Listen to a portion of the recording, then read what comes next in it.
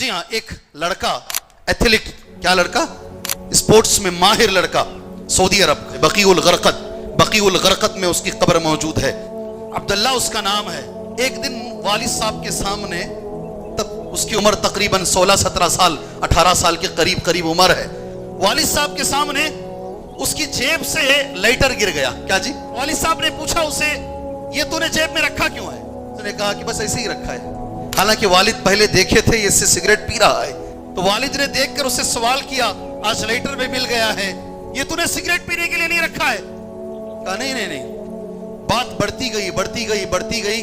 उसने कसम भी खा ली कि मैं सिगरेट नहीं पीता हूं, और इतनी ऊंची आवाज से, जोर से चीख मार के वालिद के सामने बात करने लगा। वालिद को गुस्सा आया। वालिद ने कहा, जो तू गर्दन ऐंठा के बात कर रहा ना मेरे सामने, अल्लाह ये गर्दन को ही तोड़ दे। बात खत्म हो गई, वो निकल गया अपनी जगह पर, वालिद अपने काम से निकल गए। अब्दुल्ला नाइमा जी, ये इस नाम से मशहूर है सऊदी अरब के अंदर, याद है। वो निकल गए, कॉलेज को गया।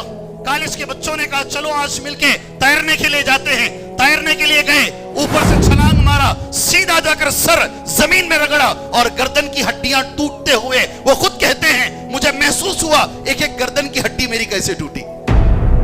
कभी कभी माँ बाप की जबान से निकले हुए अल्फाज सही हो जाते हैं जी। वहीं पड़ा रहा वो, किसी ने अंदर छलांग लगाया, उसको लेकर आए। 4 साल तक बेहोश रहा, के बाद 30 पर 1 साल तक जिंदा रहा। सिर्फ सर हिलाने के काबिल था, हाथ पैर माजूर थे मेरे भाई। वालिदैन अगर अपनी जबान से किसी मोड़ पर आकर, किसी मौके पर आकर अगर उनकी आह निकल गई, यकीन मानो मेरे भाइयों, तुम्हारी जिंदगियां बर्बाद हो जाए।